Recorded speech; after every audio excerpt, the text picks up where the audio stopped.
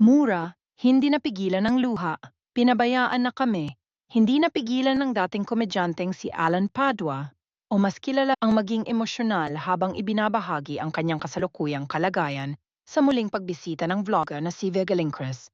Ang dati ay masayahin at punong-puno ng enerhiya na komedyante ay tila napabayaan na ng kanyang mga kamag-anak, bagay na kanyang ikinapanlumo at ikinasama ng loob. Sa video na ibinahagi ng vlogger, kitang-kita ang pagluha ni Mura habang ikinukwento ang hirap na kanyang pinagdadaanan. Kapatid ko, pinabayaan na ako. Ganito na yung sitwasyon ko, saad niya. Dagdag pa ni Mura, pati ang kanyang ama na kasakasama niya sa buhay ngayon ay iniwan na rin ng mga kamag-anak. Kaming dalawa ni Papa pinabayaan na. Ani Mura, punong lungkot. Kalagayang pangkalusugan at pamumuhay. Sa kasalukuyan, hindi na maayos ang kalagayan ni Mura, hindi lamang sa aspetong pisikal, kundi pati na rin sa pinansyal. Ayon sa kanya, nang siya ay may pera pa, mabilis ang kilos ng kanyang mga kamag-anak upang tulungan siya. Ngunit ngayon, nawala na siyang kakayahang magbigay ng pera, tila iniwan na siya ng mga ito. Nung may pera ako, ganun mabibilis silang kumilos. Ngayon, wala na akong pambayad sa kanila. Pinabayaan rin kami. Malungkot niyang kwento. Isang tagpo sa vlog ang nagpakita ng mas malalim na hirap na pinagdadaanan ni Mura. Habang nag-uusap sila ng vlogger, hindi niya napigilan ang sarili at nadumi sa kanyang salawal habang nakatayo. Isang malinaw na indikasyon ng pangangailangan niya ng tulong hindi lamang pinansyal kundi pati na rin sa pangangalaga sa kanyang kalusugan at pang-araw-araw na buhay. Ipinagpatayong bahay, natigil dahil sa sakit. Isa pang pighati ni Mura ay ang pagkahintong ipinapatayo niyang bahay. Nang siya ay nagkasakit, natigil ang konstruksyon ng bahay dahil nawalan na siya ng kakayahan na ipagpatuloy ito. Dahil dito, wala na siyang permanenteng tirahan at nagiging pabigat sa kanyang isip at damdamin ang kanyang sitwasyon. Noong nakaraang Mayo 2024, nasunog pa ang kanyang bahay dahilan upang pansamantalang tumira siya sa isang waiting shed. Isang matinding hamon, lalo na sa kanyang kalagayan. Pagtulong ng mga netizens at vlogger.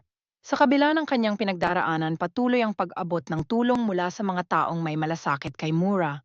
Si Virgilin Carez na dati ring nagkaroon ng hindi pagkakaunawaan kay Mura ay hindi nag-atubiling bumalik at ipakita ang kanyang suporta. Bukod sa pakikipagkwentuhan kay Mura, nagbigay rin ang vlogger ng tulong pinansyal upang kahit papaano ay mapagaan ang bigat ng pinagdadaanan ng komedyante. Bukod dito, nanawagan din ang vlogger sa kanyang mga subscribers at netizens na sana ay magpaabot din sila ng tulong para kay Mura upang makatulong sa kanyang pang-araw-araw na gastusin at sa pagpapagamot. Hindi ko alam kung saan ako mag-uumpisa. Ang malungkot na pahayag ni Mura kaya't bawat maliit na tulong mula sa publiko ay malayo ang mararating pagbangon sa kabilang pagsubok. Marami ang humanga kay Virgilin dahil kahit nagkaroon sila ng alitan ni Mura noong nakaraan, hindi niya ito kinalimutan sa oras ng pangangailangan. Ipinakita ng vlogger ang tunay na malasakit na ang pagtulong ay hindi nasusukat sa anumang sigalot o hindi pagkakaintindihan. Nang magkaayos sila ni Mura, nagpatuloy ang kanyang pagbibigay ng suporta sa komedyante na talagang nangangailangan ng gabay at alalay sa mga oras na ito. Ang kwento ni Mura ay isang malinaw na paalala sa lahat ng kahalagahan ng pamilya, pagkakaibigan, at malasakit. Ang kanyang karanasan ay nagpapakita ng kahirapan at kalungkutan na dala ng pagkawala ng suporta mula sa mga pinakamalalapit na tao sa buhay, ngunit sa kabalang lahat, patuloy pa rin ang pag-asa. Sa tulong ng mga netizens, vlogger at mga tong may mabuti fuzovuli bumangon si Mura mula sa kanyang mga pagsubok. Patuloy ang panawagan ng mga taga-suporta ni Mura na sana ay makabangon muli ang dating komedyante mula sa mga hamon na kinakaharap niya ngayon. Sa kabila ang lahat, nananatili ang pag-asa na muli siyang makakabalik sa dating, buhay na punong saya at inspirasyon para sa marami.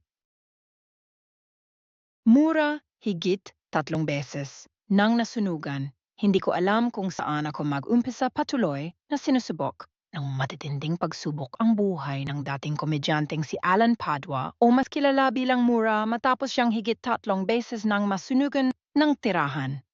Ang bawat sunog ay nag-iwan ng matinding dagok sa kanyang buhay lalo na't kasalukuyan siyang dumaranas ng kahirapan at may iniindang sakit. Noong Mayo 2024, muling natupok ng apoy ang tahanan ni Mura dahilan upang pansamantala siyang manirahan sa isang waiting shed, isang sitwasyong malayo sa dating komportableng buhay na tinamasa niya noong kasikatan niya bilang komedyante. Paulit-ulit na trahedya, ayon kay Mura, hindi na niya mabilang ang sunod-sunod na mga pagsubok na dumating sa kanyang buhay. Higit 3 beses na nasunog ang kanyang tirahan at sa bawat sunog parang nawawala ang lahat ng kanyang naipundar. Hindi ko alam kung saan ako ang malungkot niyang pahayag habang pinipilit pa ring bumangon sa bawat trahedya. Pinansyal na kahirapan at kalusugan. Bukod pa sa magasunog, nahinto rin ang pagpapatayo ni Mura ang kanyang bagong bahay dahil sa kakulangan ng pondo. Nang siya ay magkasakit, hindi na niya kayang ipagpatuloy ang konstruksyon ng kanyang tahanan. Sa gitna ng lahat ng ito, naranasan din niyang iwanan ng mga kamag-anak na dati umaalalay sa kanya. Sinabi ni Mura na noong may pera pa siya, mabilis na kumikilos ang mga kamag-anak upang tumulong sa kanya. Ngunit nang maubos ang kanyang mga ipon, tila nawala na rin ang kanilang suporta. Nung may pera ako, mabibilis silang kumilos. Ngayon, wala na akong pambayad, pinabayaan na rin kami, ani Mura.